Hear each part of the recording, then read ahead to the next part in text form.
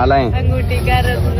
अच्छा, अंगूठी का रत्न। ये कितने देना मेरे को? कितने? मेरे से सही से लेना, मैं तुम्हारा बहुत बड़ा फैन हूँ।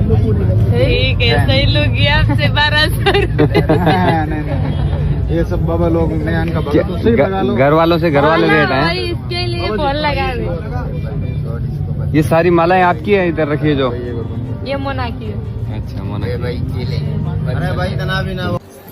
प्रयागराज महाकुंभ में इस समय कुछ नामों की चर्चा बहुत ज्यादा है और उनमें से एक नाम होता है मोनालिसा। वही लड़की जो माला बेचती थी और माला बेचने की वजह से चर्चा में आई। कारण था उसकी खूबसूरत आंखें, जिसको लेकर लोगों ने उसकी वीडियो बनाई और साथ ही साथ उसके इंटरव्यूज किए और लड़की चर्चा में आ गई। फिलहाल मोनालिसा तो प्रयागराज से जा चुकी है, लेकिन मोनालिसा के गुरुजी यहाँ अभी भी मौजूद हैं। आइए बात करते हैं गुरुजी से और जानने की कोशिश करते हैं कि आखिर मोनालिसा कब से इनके संपर्क में है, मोनालिसा माला बेचने का काम कब से करती है और मोनालिसा से जुड़ी हुई बहुत सारी चीजें जो लोग जानने के इच्छुक हैं। लोगों में उत्सुकता है कि आखिर वो लड़की कौन थी, कहाँ से थी, क्या करती थी और उससे जुड़ी हुई और क्या क्या चीजें हैं। गुरुजी प्रणाम। प्रणाम।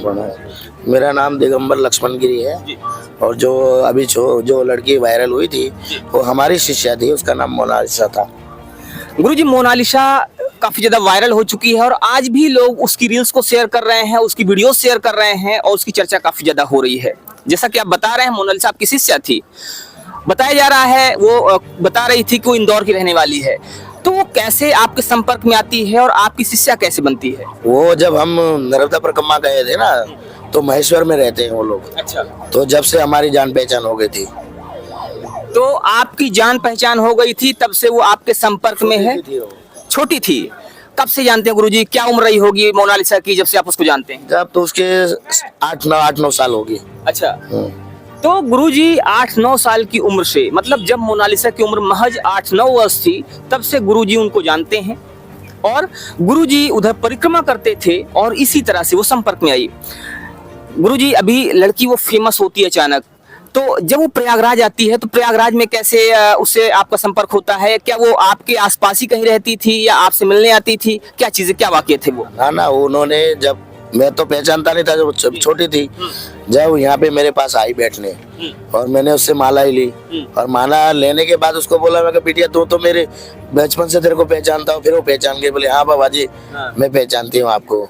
और फिर उनसे माला भी लेती थी, मेरे 10 रुपया दे देता, बोनी नहीं होती थी। वो तो गरीब इंसान, उनके ऊपर ही रोटी चलती है। पर ये मीडिया वालों ने उसको बेचारे को धंधा नहीं करने दिया और ऐसे गरीब लोगों के साथ ऐसा नहीं होना चाहिए। तो आरोप ये भी है कि मीडिया वालों ने उसको धंधा नहीं करने दिया और इसी वजह से उसको प्रयागराज छोड़कर वापस जाना पड़ा। घर चली गई, अपने घर पे चली गई वो। गुरुजी, हर किसी की इच्छा होती है कि पॉपुलर हो जाए, फेमस हो जाए और उसको अचानक पॉपुलैरिटी मिलती है। उस लड़की को अचानक इतना ज्यादा फेम मिलता है और वो फेमस हो जाती है, लोग दूर दूर तक जाना शुरू कर देते हैं, लोगों ने उसकी वीडियोस को शेयर करना शुरू कर दिया। तो इसमें क्या बुराई थी और उसे क्यों जाना पड़ा वापस? उसमें कोई बुराई नहीं थी, उसकी जो हंसी थी ना वही बुराई थी उसकी। तो उसमें कोई बुराई नहीं थी, उसकी हंसी ही उसकी बुराई थी। क्योंकि कोई भी उसकी वीडियो बना लेता था और डाल देता था, वही उसी में थोड़ी वो थी। बाकी वो तो गरीब इंसान है। अभी आज भी आते सब माला बेचने वाले मेरे पास ही बैठते हैं। अभी एक लड़की और है, अमना नाम की है, वो भी फेमस है, वो भी अच्छी लड़की है, वो भी माला बेचने आती है। गुरुजी आज धंधा नहीं हुआ मेरा तो 10 रुपये बोनी करवा दो। तो ऐसे मैंने वो आशीर्वाद दिया था, मैं जा बेटा आगे नाम बढ़ाना। तो भगवान ने, गुरु ने कृपा से, काल भैरव की इच्छा से उसको भाग्य मिल गया। और ये क्या गरीब इंसान है, इनको शान शौकत से मतलब नहीं है, उनको वो जो बोलते हैं ना अपने अंग्रेजी में, वो उनसे कोई मतलब नहीं है। वो तो धंधा करने वाले। अगर घास से दोस्ती घोड़ा करेगा तो खाएगा क्या? तो गुरुजी कहना है कि उनको पॉपुलैरिटी से कोई मतलब नहीं था, उनको फेमस होने से कोई मतलब नहीं था, वो फेमस नहीं होना चाहती थी क्योंकि वो गरीब लोग हैं और वो कुल मिलाकर यहाँ पर धंधा करने आए थे। वो यहाँ पर अपनी मालाएं बेचने आए थे और जब भी उनकी माला नहीं बिकती थी तो वो आते थे गुरुजी के पास और कहते थे गुरुजी आज बोहनी नहीं हुई है, और गुरुजी फिर 10 रुपए देकर बोहनी करवाते थे। गुरुजी क्या कहना चाहेंगे उस लड़की के विषय में जो यहाँ पर आई और उसे वापस जाना पड़ा? जब ऐसा मालूम पड़ा कि वो वापस घर चली गई, जब बहुत दुख लगा, क्योंकि आजकल मीडिया ऐसी है ना, उसके पीछे पीछे घूमती थी।